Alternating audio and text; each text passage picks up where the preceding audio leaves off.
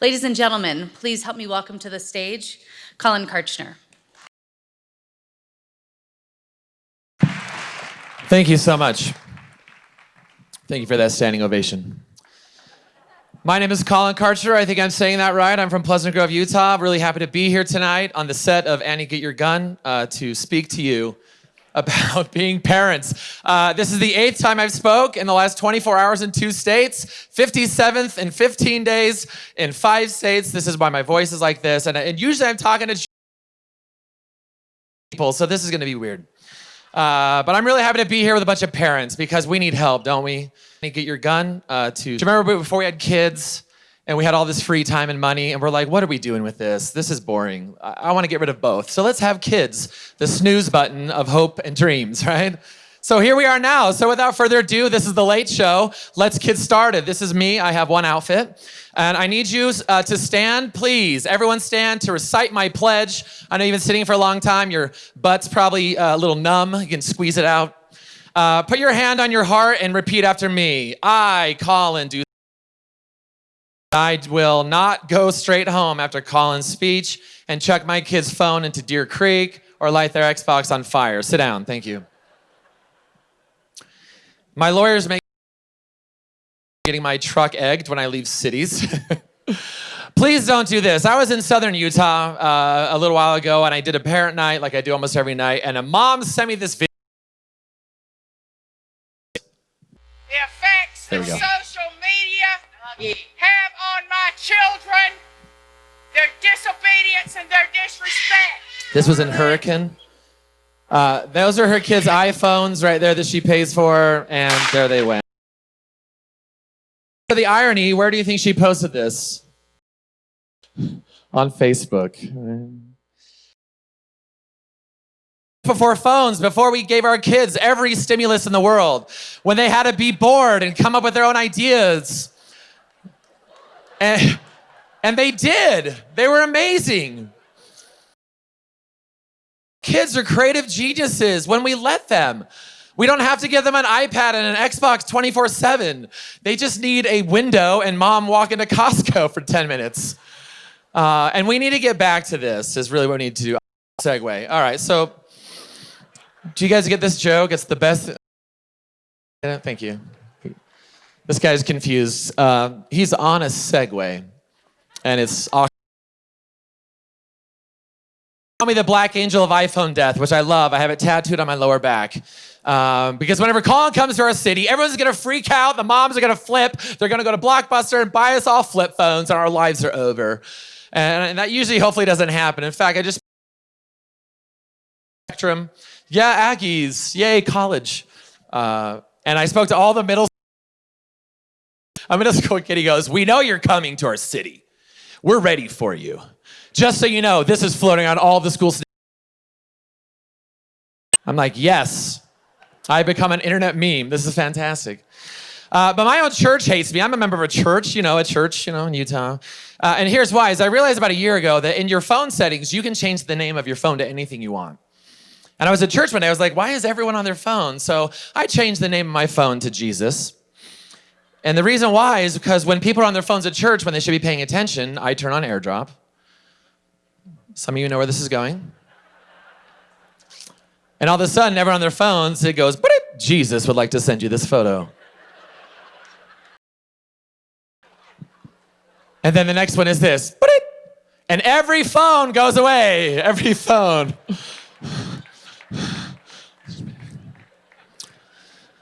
But I did 7 assemblies yesterday in Rapid City, South Dakota. 2 days before that, I was in Rancho Cucamonga. Next week, I'll be in Williamsburg, Virginia, and then Aurora, Colorado, because I get messages like this every day. This is everything I'm going to show you tonight is from Utah Kids. Hey, Collin, my name is blank. You came spoke in Logan today. I need to tell you how much you helped me. Today, I was planning on ending my life while my family went to your speech. My mom literally dragged me in the car to make me come. And when I heard what you said, I realized so much. Specifically, that social media has had a huge negative impact on my life, and I've decided to get rid of it for good. Thank you for what you said and for saving my life. I get these all the time. This is why I do this. Last June, I started a movement called Save the Kids. And I won't tell you the story of how it started. You have to come to an assembly sometime. But I started this movement because 12 years ago, a bunch of rich people in Silicon Valley got in a room.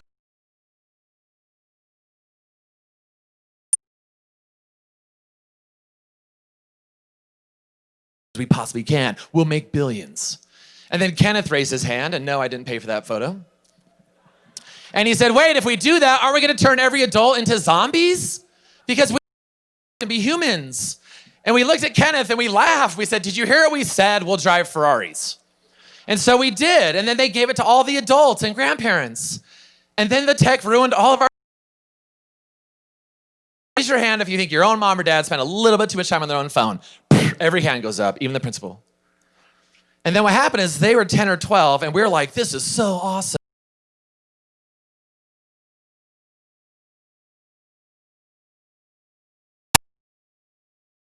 You have one too, bye. And here's the problem, is these devices are way too awesome. Grandpa is on death's doorstep, and his granddaughter's like, Peppa Pig. Disneyland last month, $400 hard-earned money to ride the new Star Wars land ride called Look at Your Phone for an hour and a half. Everywhere I go, I haven't met this dad yet, sorry if that's you. We're all alone together. This is the great disconnect. This was a lagoon the other day, a kid on a ride watching a video. This was at a Real game. I'm like, dude, these are fourth row seats. He's like, no way, Clash. This was at a bowling alley. What is the kid doing? I'm like, what the heck?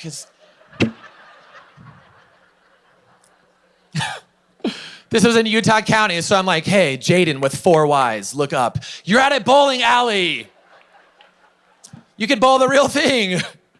He even has a wrist brace on. That must be intense. He's like, ow, ow, ow, carpal tunnel.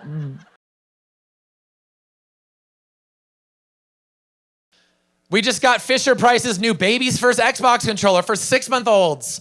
Baby's First iPhone for 3-month-olds. And Jade said she's teaching her kid how to potty train. Get her one of these. What is this? I don't know. What is that? What is this? So now even little 1-year-olds are like, I want to go poop in the big boy potty. We're like, you're ready, Connor, with a cue. Guess what? You're going to go poo with a screen. And he's like, can I poo alone? And we're like, no, swipe, then wipe. What?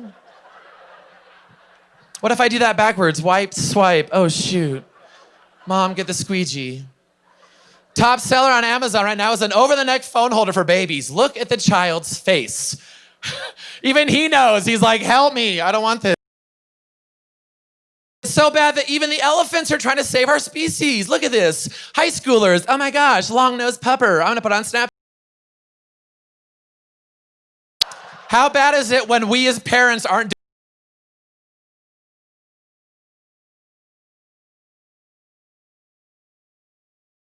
But that's not what it is. It's save the parents, because we can't save our kids until we save ourselves. We have to be better examples. How many of our dinner tables look like this? Okay, here we go. Oh, it's so nice to all be sitting down together. You can tell me something they did today. I drew a horsey. Good for you, son. I started smoking. I love you too, sweetheart. I'm selling bongs out of our minivan. I got a tramp stamp. I'm getting implants. I'm dating your brother. Uh-huh. I'm cooking meth in the basement. Great idea, kiddo. That's why you're so popular at school. How many of your kids are cooking illicit drugs in the basement and they're driving Lamborghinis and they told you at dinner, but you were crushing candy? Those things are pretty awesome. You know how I teach kids at assemblies? Is your grandma on it too much? Here's how you get her off. Just throw something at her. That's how you get them off.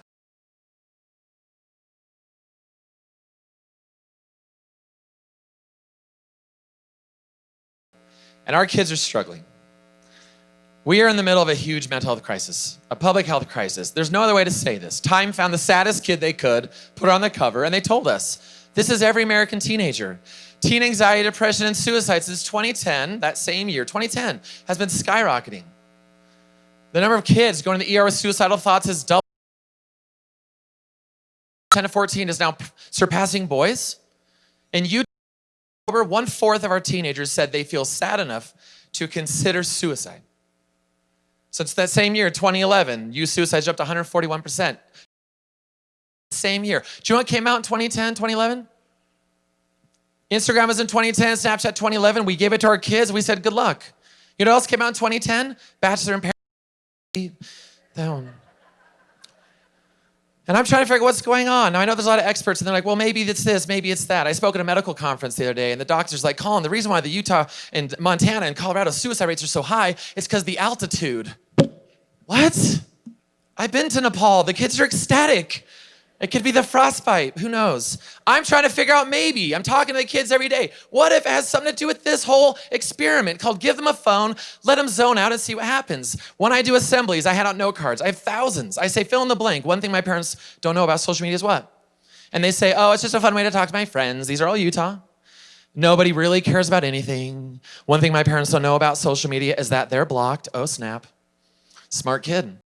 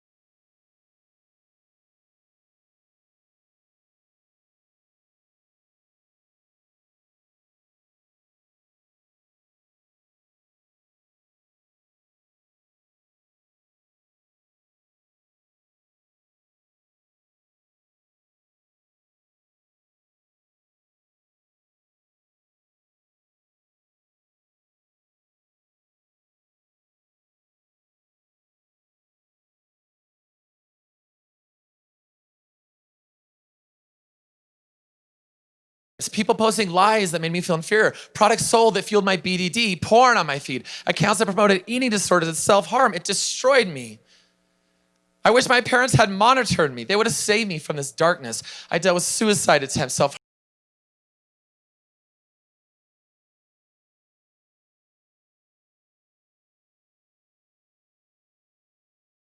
Every photo looked like that she shared.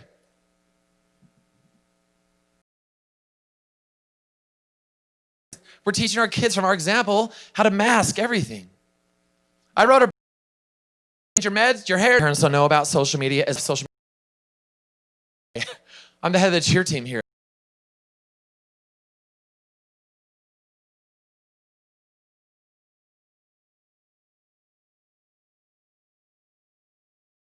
Let me tell you, I'm thriving. I have grown so much. I love my life now.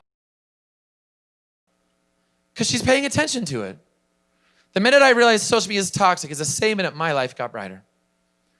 Kids tell me this all the time too, and I'm so glad to talk with Clay. I love what they're doing. Bad stuff is easy to find. There's a ton of porn. Parents, do you remember how hard it was to find porn when you were our age or your kid's age? I found it when I was 7. Do you know how I found it? There was one kid in our school with a ponytail who had a brother who was in middle school with a longer ponytail, who had a dad with a longer ponytail. And we got in our bikes, remember those? And we rode up a mountain to a tree house that was the creepiest thing you've ever seen. And then underneath a box with the leaves was a JCPenney catalog.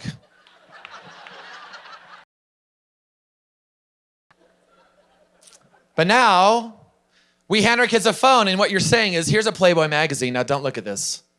That's what we're doing. Your kid place that could find porn so easy. Give me your kids.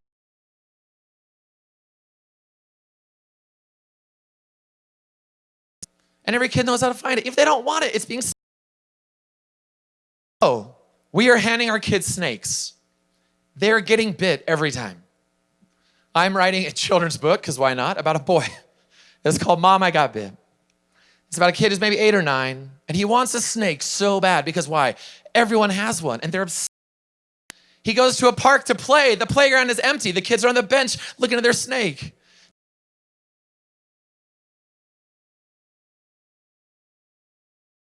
He says, Mom, I want a snake. I want one. You can trust me. I'm 8. I'm ready to master the snake. And Mom's like, I don't know. Okay, well, here, maybe. And then the snake bites him. And he feels shame. He feels all the pain, the worthlessness, the shame that we put on our kids when they get bit by the snake we bought and paid for. when you find your kid got bit, and our kids are getting bit all day, sexting, juuling, any of this stuff, pornography, when you find out they got bit, how on earth can we react like this? How dare you get bit by this?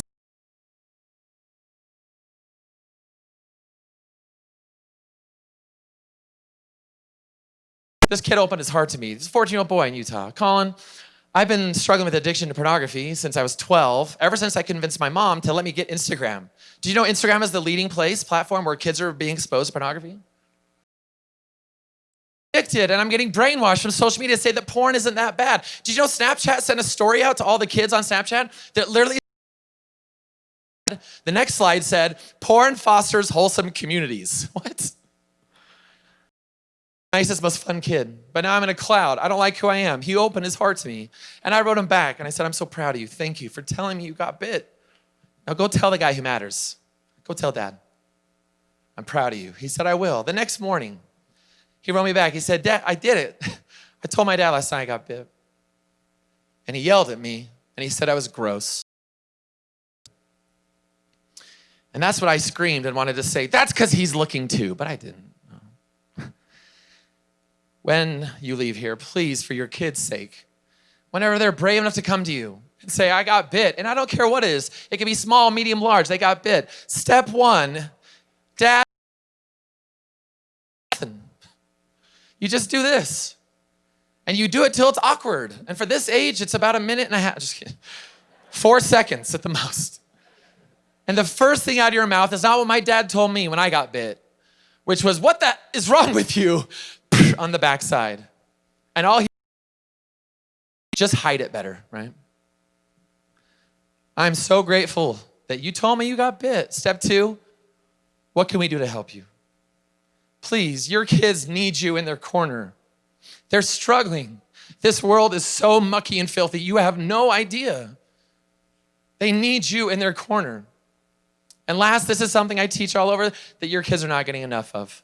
The best thing I've learned in the last year is this. Every assembly I do, I say, how many of you before you came to school, before you walked out of the house, got a giant hug before you left the room, left the school, the house? You know how many hands will go out in an assembly, 2,500 kids? 20. Now I know some of the boys are like, I didn't hug her, she hugged me. Right? The best thing I've learned is from an actual PhD in Utah, Dr. Kane. She found through brain scans that kids need a certain number of hugs every day to maintain chemical balance, to help smooth out the weirdness, the depression that they're gonna see every day. And what is that number? 8. Every day for 8 seconds. So guess what? I'm gonna make sure we all learn how awkward. Time for me, get up. If you didn't bring a +1 tonight, this might get weird. Someone next to you you know and love. If not, give them a fist bump. I'm gonna count a regular 8. On your marks, get set, go. 1, 2, 3, 4, 5, 6, 7, 7.5, 8. Sit down, perverts. Okay. Very good, very good. I'm gonna count a regular 8. Why are you guys still hugging? They're like 22, 23, shut up, keep going. That was just 1. That was 8 seconds. Did you feel the joy in this room? It was quiet. 8 of those every day. You do too, parents. I've had couples come up. My wife and I came to your parent night. We were in divorce court. We're like, maybe we'll do the 8 hug thing to ourselves. 2 weeks later, we're back in business. One of my favorite things I've learned is this. Now, I know this is flashing me off, but where else are you going to go? You don't have kids at home. One of the Disneyland princesses follows me for a couple years. She's like, Collin, I'm a Disneyland princess. I love what you do. I can't tell you which one. I'd have to kill you. She said, did you know the handbook rule at Disneyland or any Disney resort is if and when a child hugs us, we can't be the first one to break the hug. And I'm like, what? What? I said, why? Here's what she said. She said, because we know that parents today are everything they think they need, which is what? More stance. that so many of the parents forgot to give the kids what they really need, which is to be seen and heard and loved. And if they don't get that from us, because we're down here, where do our kids get seen, heard, and loved? Booty pick, right? So I told my kids, when we go to Disneyland next month and you see Tinkerbell, let's assist. 12 hours, I'll just shove sandwiches in your mouth. And as that's happening, I'll do this the whole time. You don't believe me? Do you want to watch 2 minutes? Bo Peep? It's true. And lastly, on behalf of the kids, and I used to be this. How many of you have ever felt like this? And every hand goes up. We have to. Because they don't hear us, they see us, and they need us. This is a 13-year-old last message. Collin, it's insane, Utah girl. I grew up with the good parents. They taught me well. They gave me everything I needed. But now I'm a teenager. I've never been so distant. It's not because of me, the teenager, like you'd assume. It's because I can't get my mom and dad to get off their dumb phones, to get off Facebook and Instagram and listen about my day or ask questions about my day or my feelings. I have never felt more unloved because of a phone. I wish they were never created. We love billboards in Utah, all right? I-15 we call Panic Express. I'm gonna